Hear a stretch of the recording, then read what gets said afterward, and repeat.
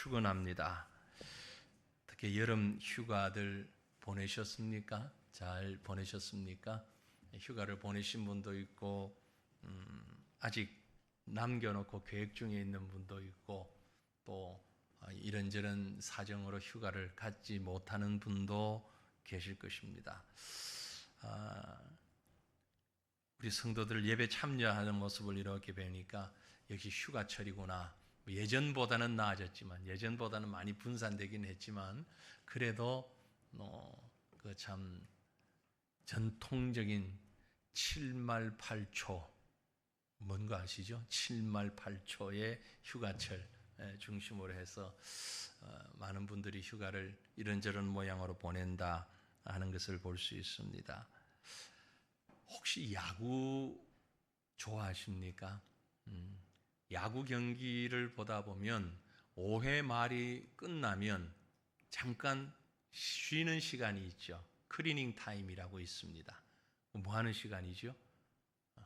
그걸 모르면서 야구 본다 생각하면 안 되는데, 야구를 하다 보면 그 라인이라든지 포수 그 라인이나 뭐 이런 것들이 많이 지워지고 하잖아요. 그걸 다시 그리기도 하고 또 흙을 좀 다듬기도 하고 선수들이 5회까지 뛰면서 그라운드가 헝클어진 걸 이렇게 정리하는 클리닝 타임이 5회 말에 있습니다. 축구를 보면 전반 45분 뛰고 나면 후반 45분 사이에 중간 15분의 휴식 시간이 또 있죠. 요즘 아주 무더운처럼 전반전 중에도 또 물 마시는 시간을 따로 주기도 합니다. 아주 열심히 뛰는 스포츠 경기에도 중간중간에 쉬는 시간이 있어야 하고 꼭 필요합니다. 어쩌면 지금이 우리에게는 1년 중에 그런 시간인 줄 모릅니다. 시간적으로는 물론 절반이 훌쩍 지났습니다만 그러나 심리적으로는 여름 휴가철이라고 하는 것이 마치 운동 경기의 클리닝 타임처럼 전반전을 뛰고 이제 다가오는 후반전을 뛰기 위하여서 새로운 모습으로 채비하는 그런 시간이 아닌가라는 생각이 됩니다. 조금 숨을 고르면서 2025년도를 우리가 멋진 한 해로 마무리하기 위해서 중간 전략을 세우는 그런 시간이다라고 볼 수 있죠. 아직 포기하기도 이릅니다. 그리고 안심하기도 이릅니다. 전반전 잘 뛰었다고 후반전까지 다 승리할 수 있는 것도 아니고 전반전이 좀 불리했다고 후반이 다 불리한 것도 아니잖아요. 그럼 이 중간 시간에 상당히 중요합니다. 부지런히 감독과 선수들이 전략을 얘기하고 앞에서 잘못되었던 것, 부족했던 것 얘기하면서 보충하는 그런 아주 유용한 시간일 수도 있습니다. 이 8월이 휴가를 보내고 난 다음 이제 찬바람 불기 전 이 시간이 어쩌면 2025년 우리가 어떻게 살아갈 것인가를 규정하는 아주 중요한 그런 시기일 수 있다라는 생각을 합니다.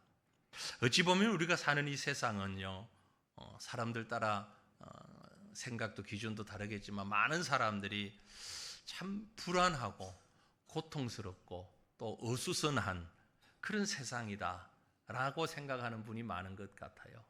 어느 것 하나 제대로 되는 것 없고 모든 사회적인 현상들 또 정치적으로 경제적으로 뭐 이런 걸 보면 늘 긴박하고 아주 어려운 그래서 예수님이 빨리 오셨으면 좋겠습니다. 이런 마음을 가질 만큼 거기에다가 예전에 없던 자연재해는 해가 갈수록 더 심해져 가고 있고요.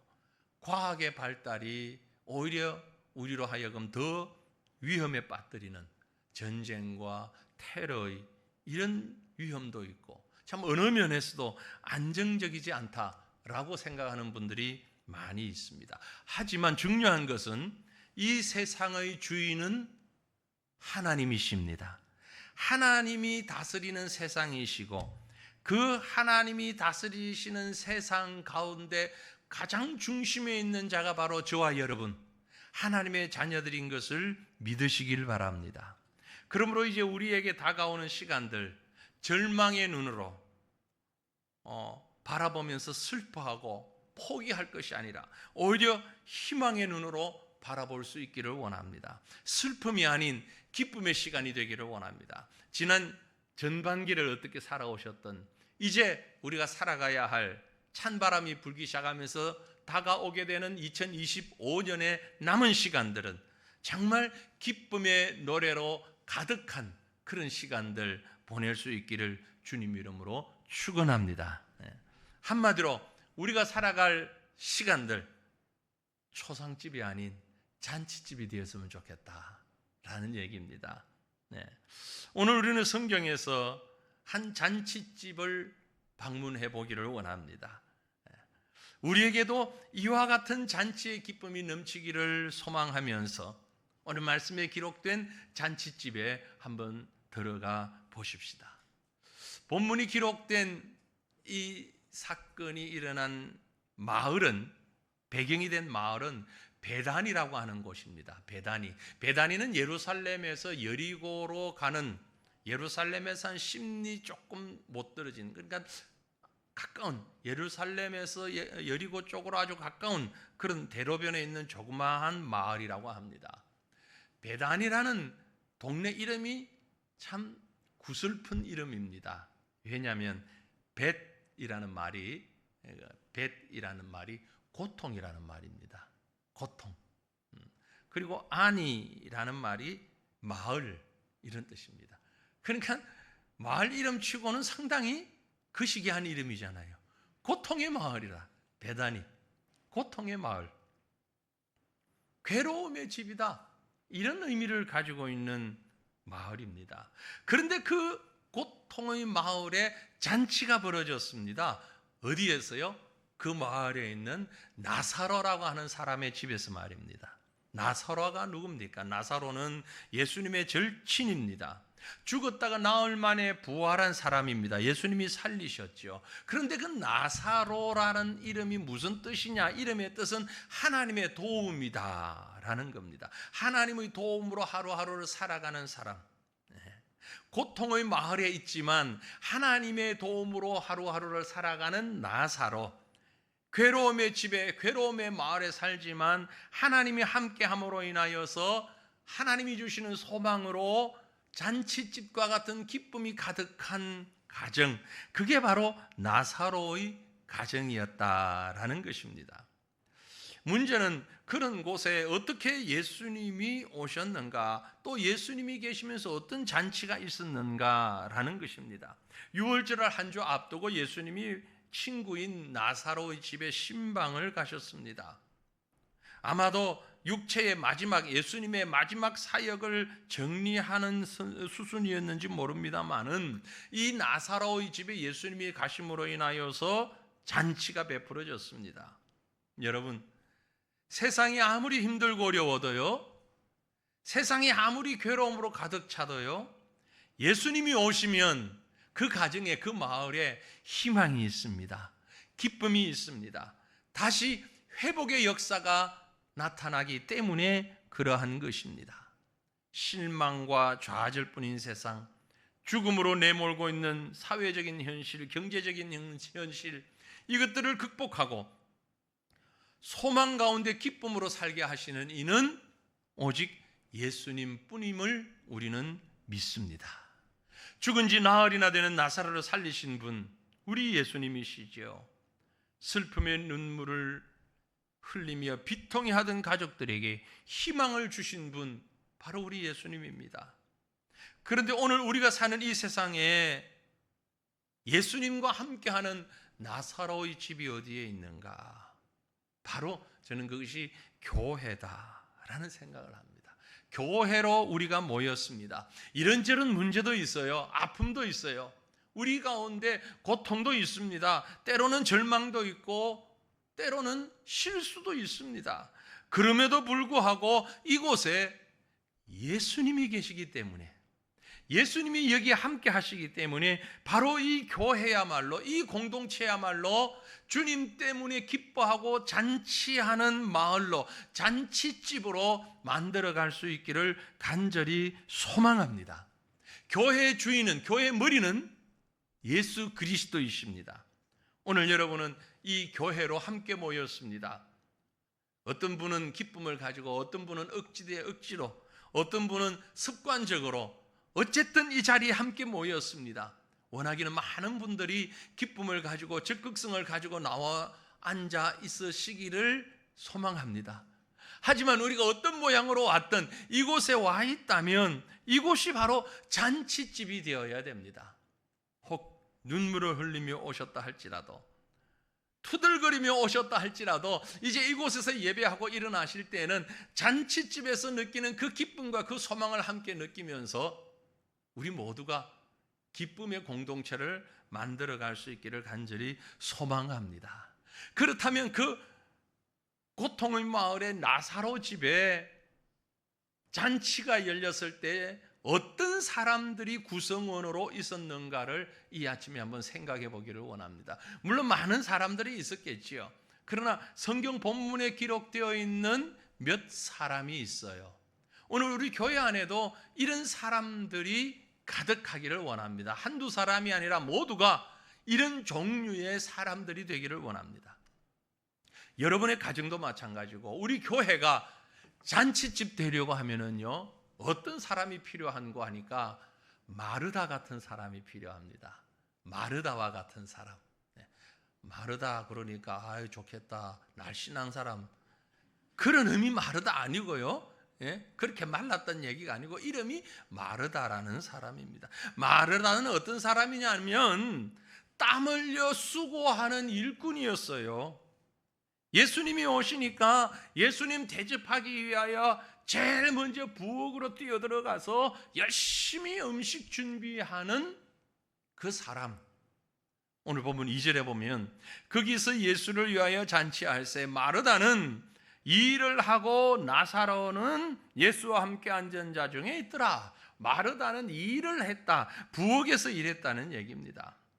사실 예전에도 보면 마르다가 예수님 오셨을 때 비슷한 일이 있었죠. 예수님이 마르다의 집에 가셨을 때, 지금은 나사로 집입니다. 이거 말고 누가복음에 보면 마르다의 집에 예수님이 찾아간 적이 있습니다. 그때 마르다 역시 부엌에 가서 예수님 대접하려고 분주했는데 지금과는 다른 면이 하나 있었어요. 뭐가 있었는가 하니까 좀 입이 이렇게 좀 나왔었어요. 봤냐? 아니 말씀을 보니까 그럴 것 같아. 누가복음 10장 40절에 보면 이렇게 기록이 있어요. 마르다는 준비하는 일이 많아 마음이 분주한데, 그래서 예수께 나가 이르되 주님, 내 동생이 나 혼자 일하게 두는 것을 생각하지 않으십니까? 아, 참 생각 없으시네. 말씀해서 우리 동생, 그게 마리아예요. 우리 동생 보고 날 좀 도와주라고 하세요. 이 말할 때 입이 나왔겠어요? 들어갔겠어요? 입이 나온 거죠. 입이 쭉 나와가지고 아 주님 나만 이렇게 하지 말고 좀 도와주라고 얘기 좀 하고 그랬던 마르다인데, 이제 오늘 우리가 읽은 본문 말씀 요한복음 12장에서는 전혀 다르잖아요. 그 표현이 없습니다. 불평이 없어요. 요구가 없어요. 이걸로 봐서 아 마르다가 예전보다는 좀 더 성숙했구나, 좀 더 변했구나, 그걸 볼 수 있는 겁니다. 분주함 없이 조용히 자기 일에 열심히 하고 있었습니다. 마르다는 자신의 솜씨를 발휘하는 일꾼이었습니다. 돈이 아닌 땀과 정성으로 감당하는 그런 일꾼을 대표하는 자가 바로 마르다라는 일꾼입니다. 여러분, 교회는요 이런 일꾼이 필요합니다. 돈이면 다 된다는 생각, 우리가 그런 세상에서 살다 보니까 뭐든지 돈으로 다 해결하려고 하는 분들이 있어요. 뭐 할 수도 있겠지요. 힘든데 그저 뭐 교회 부엌에서 밥하는 것보다 출장 뷔페 부르면 되잖아요. 식당 가서 사 먹으면 되잖아요. 그거 뭐 돈 주고 뭐 시키면 되잖아요. 사람 불러서 시키고 돈 주고 하면 되잖아요. 되죠. 다 되지요. 뭐 안 될 거 뭐 있겠습니까? 뭐 돈만 많으면 저 나가 가지고요. 1인당 10만 원 줄 테니까 와서 1시간 예배 드려. 그러면은 여기 꽉 찰 거예요. 그거 금방이에요. 돈만 있으면 돼요. 그러나 교회는 그런 말꾼, 돈꾼이 필요한 것이 아니라 일하는 사람이 필요하다는 거죠. 일만 있으면 팔을 걷어붙이고 나서는 일하는 분 필요합니다. 교회 안에는 말꾼이 필요하지 않습니다. 입으로 일하면 안 됩니다. 무슨 일이든 말로만 하려는 사람이 있어요? 아니에요. 실제 땀 흘려 일해야 됩니다. 또 가만히 보면 많지는 않지만 뭐 우리 교회는 그런 분 없었죠. 교회 안에 보면 숟가락 얹는 일꾼들이 있어요. 자기는 일 안 해. 딴 사람 다 해놓으면 살끔하니 와서 숟가락 살짝 얹고 자기가 한 것처럼 그렇게 스스로 위로받는, 다른 사람에게 자랑하는. 아닙니다. 교회가 잔치집 되려면은요, 말없이 땀 흘리는 일꾼이 필요합니다. 제가 목회를 하면서 어떤 사람이 제일 이쁘고 힘이 됩니까? 그렇게 묻는다면요, 목사님 그거 제가 할게요. 이러는 사람이에요. 그 제가 할게요. 집사님, 권사님 이거 좀 해주세요. 예, 감사합니다. 제가 하겠습니다. 이렇게 말하는 사람 많을 것 같죠? 많을까요? 많지 않을까요? 생각보다 많이 없어요. 제가 지금까지 40년 넘게 목회하면서요, 이것 좀 얘기했을 때 네, 제가 하죠. 이러는 사람 그렇게 많지 않대. 있긴 있어요. 없는 건 아니에요. 우리 교회는 많아요. 우리 교회는 많다고요. 그래서 잔치집은 그거 제가 할게요. 내가 할 수 있어요. 이런 사람들이 많은 곳이에요. 주방에 일이 있으면 주방 일을 하고, 청소할 일이 있으면 청소할 일을 하고, 뭐 운전할 일이 있으면 운전하는 일을 하고, 주차 관리를 할 때 주차 관리하고, 교사가 필요할 때 교사를 하고, 찬양하는 사람 필요할 때 찬양을 하고, 뭐든지 자원해서 봉사하는 사람들이 많은 교회는 즐겁고 기쁘고 신나는 잔치집이 될 수밖에 없어요. 그리고 그 안에 있는 사람들은 다 기쁜 겁니다. 마르다 보세요. 오늘 본문에 보면 짜증 부리거나 일하지 않는 사람 보고 원망했다는 기록도 없어요. 예전에는 마리아가 도와주지 않는다고 입이 튀어나오기도 했지만, 성숙한 마르다는 일하지 않는 사람에 대해서 불평하지 않았어요. 그게 바로 성숙한 성도예요. 일할 수 있는 사람 하는 거예요. 할 수 없어 못하는 사람은 그 상황을 또한 이해하는 거죠. 여러분, 우리가 주님의 일을 하며 땀 흘려 충성할 때 정말 조심해야 하는 부분이 바로 이 부분입니다. 아무리 좋은 일을 많이 하고 많은 일을 한다 할지라도 불평하면서 하는 것은 바람직하지 않습니다. 하지 않는 사람을 욕하며 하는 것 또한 바람직하지 않아요. 그저 기쁨으로 감당하는 겁니다. 맡겨진 일을 감당하는 겁니다. 더군다나 지금 아까 제가 언급했잖아요. 마르다는 자기 집이 아니에요. 누구네 집? 오빠 집이에요. 나사로의 집이니까 오빠네 집입니다. 오빠네 집 살림은 자기 살림이 아니잖아요. 우리 여자분들 그 말이 무슨 말인지 이해가 되시죠? 내가 늘 쓰던 부엌, 늘 쓰던 주방하고 낯선 주방, 아무리 그 집이 언니 집이든 오빠 집이든 누구네 집이든 간에 불편하잖아요. 그런데 마르다는 자기 집에서뿐만이 아니라 오빠 집에 와서도 여전히 일하고 있습니다. 내 집이든 누구 집이든 이 일은 내가 해야 할 일이라 생각하고 일하는 거예요. 손님이 아니라 일하는 주인인 것입니다. 하나님이 만드신 세상은 이처럼 일하는 사람, 내가 할 수 있는 최선의 베스트를 다하는 사람들로 하여금 만들어져 가도록 하나님이 세상을 만들어 놓으셨어요. 디모데후서 2장 6절에 보니까 수고하는 농부가 곡식을 먼저 받는 것이 마땅하다라고 말씀했습니다. 무슨 얘기입니까? 애써 땀 흘리는 사람이 열매를 얻는 것이 마땅하다는 겁니다. 땀 흘리지 아니하고 수고하지 아니하고 열매 얻는 그런 기대를 하는 것은 잘못된 사상이고, 이런 사람들이 모일 때에 그곳은 잔치집이 아니라 눈칫밥 먹는 그런 집이 되고 말 겁니다. 서로 싸우는 집이 되고 말 겁니다. 우리 교회가 마르다 같은 분이 많이 있어서 얼마나 감사한지 모릅니다. 마르다 같은 일꾼이 많이 나타나는 그런 교회가 되기를 원합니다. 외부 다른 교회 성도들이 볼 때에요, 우리 교회는 관리하는 분이 따로 있는 줄 알아요. 하시는 것처럼 관리하는 분이 따로 계시지 않습니다. 서로가 조금만 하니까 이렇게 깨끗하게 유지하고 세워져 가잖아요. 이 얼마나 귀합니까? 앞으로도 지속적으로 우리 새가천교회가 마르다 같은 많은 일꾼들 있는 기쁨의 잔치집 되기를 간절히 소망합니다. 잔치집에는요, 마르다만 있는 게 아니라 또 누가 있느냐면은 마리아 같은 사람도 있어요. 마리아 같은 사람. 마리아는 오늘 본문에 보니까 얼마 동안 모았는지는 모르지만 오랜 기간 동안 모은 향유 한 병을 가지고 와서 예수님의 발 앞에 엎드려 그 향유를 부었습니다. 본문 3절에 보니 마리아는 지극히 비싼 향유 곧 순전한 나드 한 근을 가져다가 예수의 발에 붓고 자기 머리털로 그의 발을 닦으니 향유 냄새가 집에 가득하더라. 이 향유는 아마 동인도 쪽에서 생산된 정말 구하기 어려운 그런 고가의 향유였을 것이라고 신학자들이 얘기를 합니다. 일종의 수입품이죠.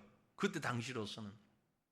또 아주 고가의 물건, 계산 빠른 가룟 유다가 딱 눈에 들어오잖아요. 얼마라고요? 그게 그 향유가 300데나리온 된다.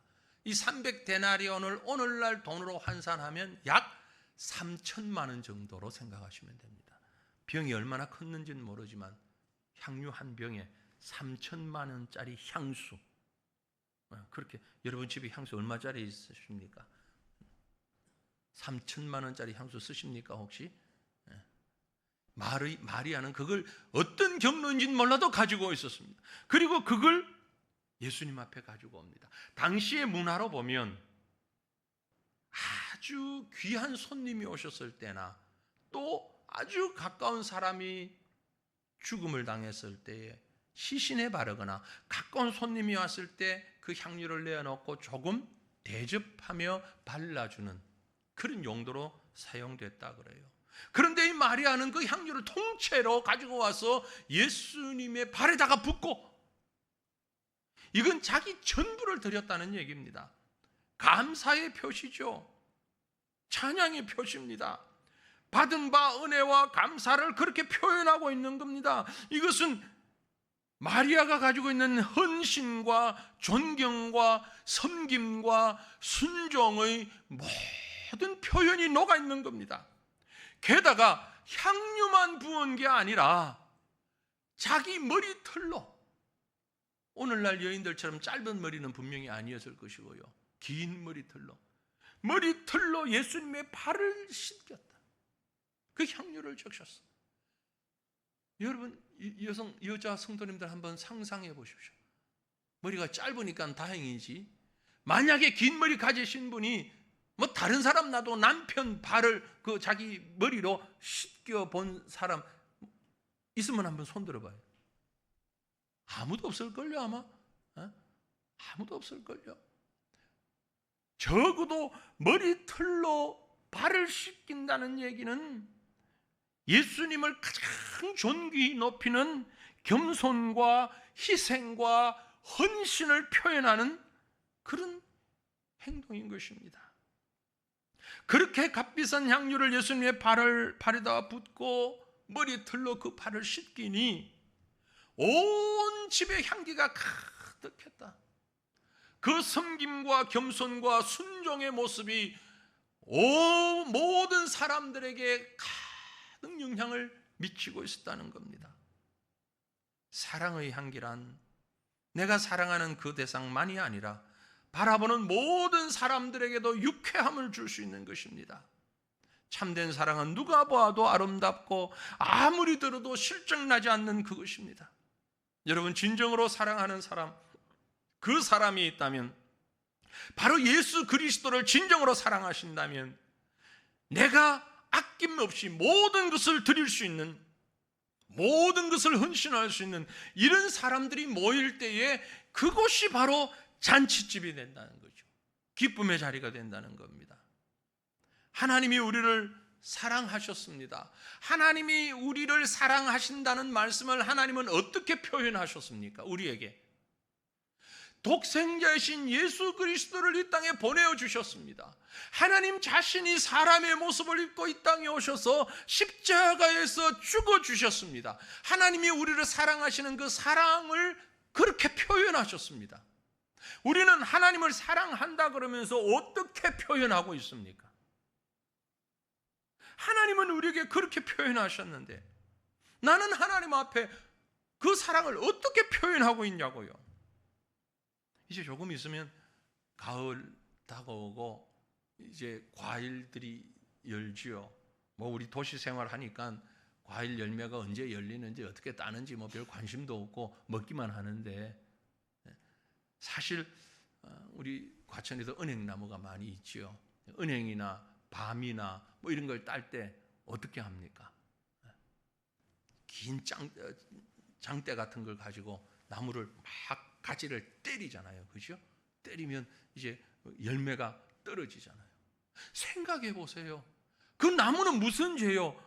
1년 내내 열심히 살면서 열매를 맺었는데 열매 잔뜩 맺고 나니까 두들기 맞잖아요. 응?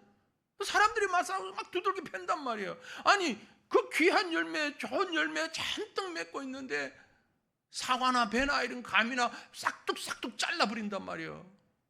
말을 못해서 그렇지 얼마나 아플까? 만약에 그 신경이 있다면.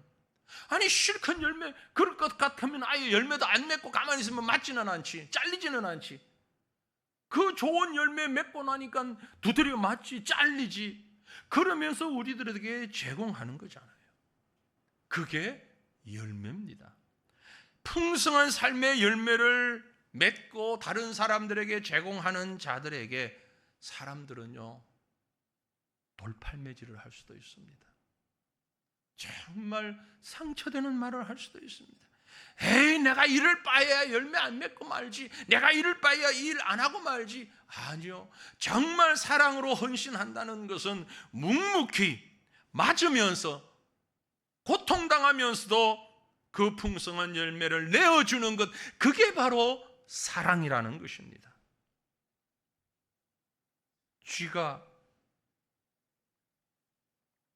쥐가 고양이를 이길 수 있어요, 없어요? 유명한 인도의 참 존경받는 지도자였던 간디가 그런 얘기를 했습니다. 쥐가 고양이를 이길 수 있는가? 그때 간디가 얘기할 때에 쥐는 인도고 고양이는 영국이었어요. 영국 지배를 받고 있을 때니까. 간디가 이길 수 있다. 쥐가 고양이를 이길 수 있다. 방법은 딱 한 가지 있다. 뭐냐? 쥐가 쥐약을 먹고 고양이 앞에서 춤을 추다가 잡아먹혀라. 그러면 고양이도 죽는다. 그렇게 얘기했어요. 내가 쥐가 스스로 쥐약을 잔뜩 먹고 고양이 앞에 잡아먹혀라는 거죠. 그럼 고양이도 죽는다. 이게 헌신이라는 겁니다. 헌신이라는 거예요. 천국 잔치집은 이런 헌신의 사람들이 모여 있는 곳입니다. 교회에도 이런 마리아 같은 일꾼이 필요합니다.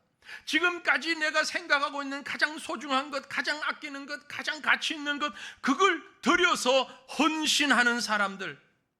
내가 하는 일, 나의 작은 소망 이루기 위하여서, 내 어떤 목표 이루기 위해서 아낌없이 투자하지만 하나님의 나라와 하나님의 영광을 위하여서 정말 마리아처럼 아낌없이 드려본 적이 얼마나 있습니까? 나는 별로 그런 경험이 없는데 아마 우리 대부분의 자답일 것입니다. 여러분, 이 질문을 한번 곰곰이 생각해 보십시오. 세 가지 질문을 제가 여러분께 드립니다. 첫 번째 질문은 내가 예수님 사랑하는가? 마음속으로 대답하십시오. 내가 예수님 사랑하는가? 두 번째 질문은 나는 그러면 그 예수님을 사랑하는 것을 어떻게 표현하고 있는가? 또 한 가지는요, 그 표현이 정말 헌신적인 표현인가?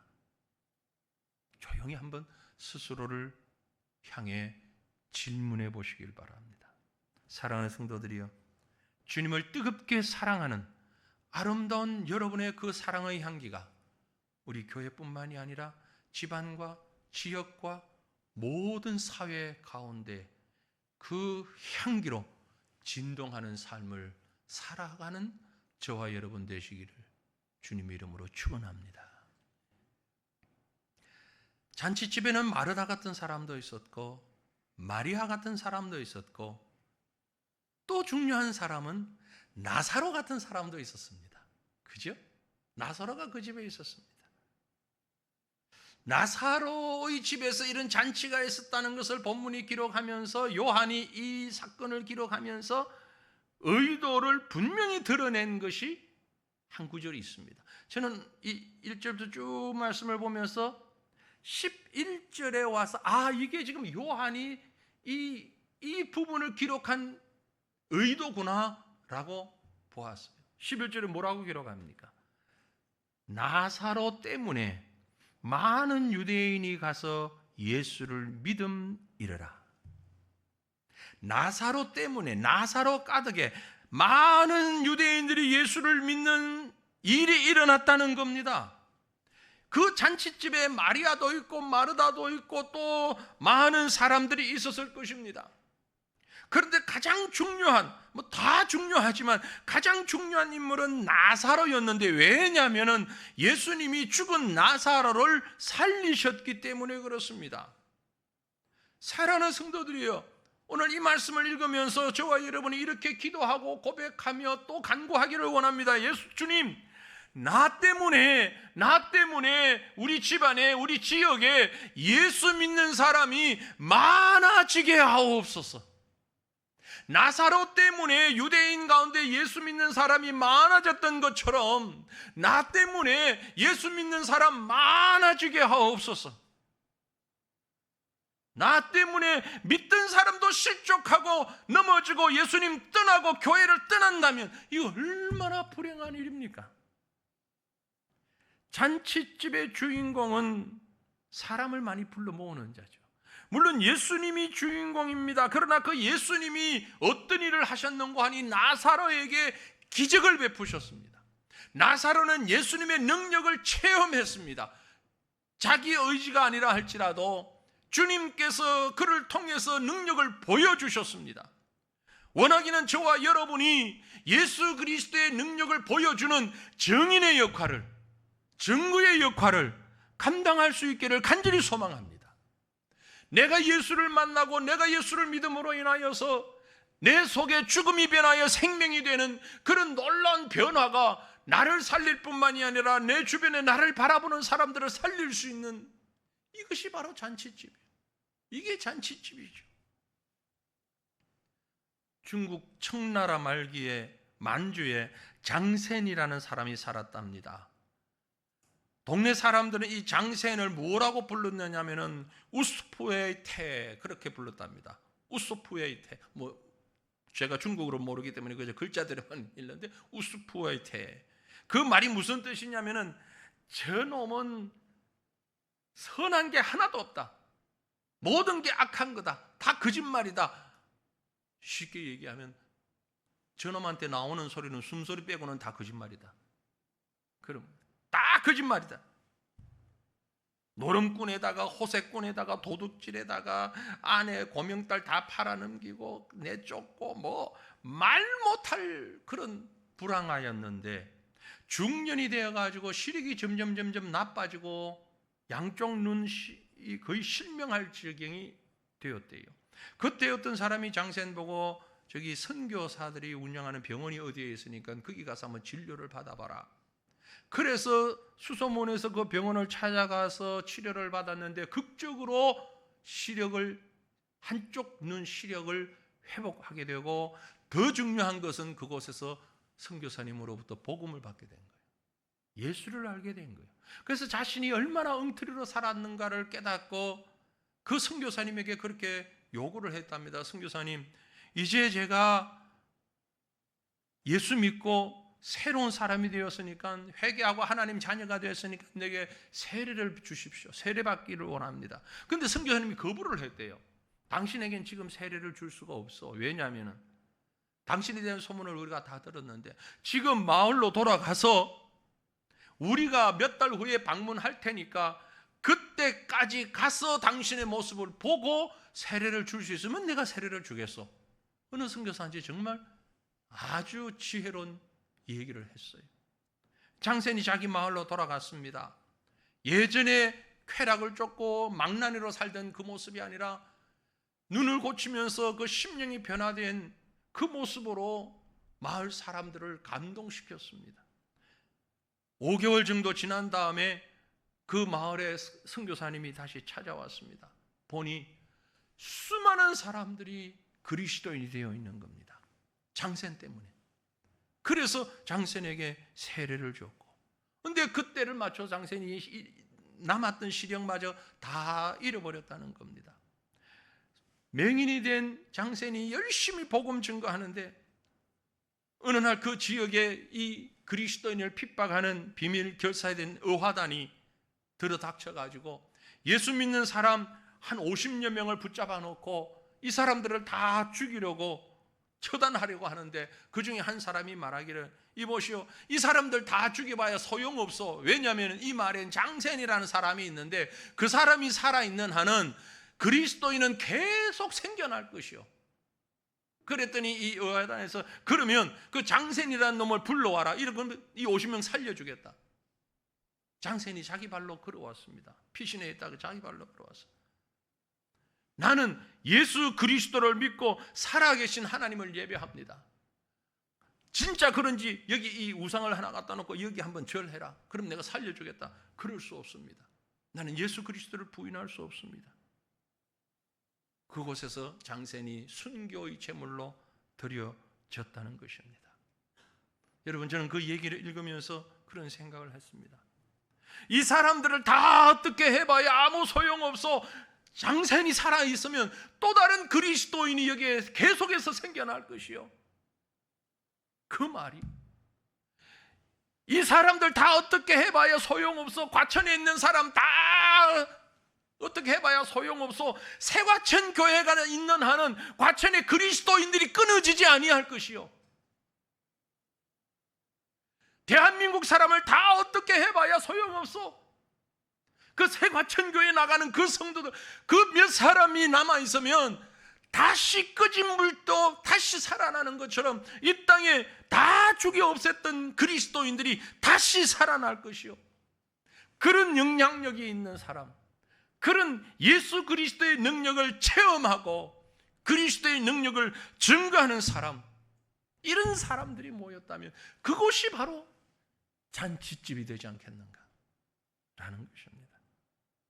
사랑하는 성도들이요, 우리 앞에 다가오는 2025년의 후반기, 이제 생명을 살리는 역사들을 나를 통하여서 일으킬 수 있는 우리 성도들 되시기를 간절히 바랍니다.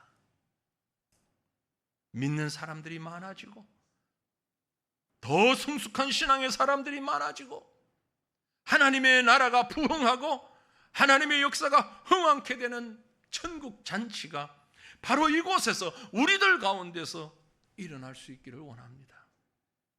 여러분은 마르다입니까?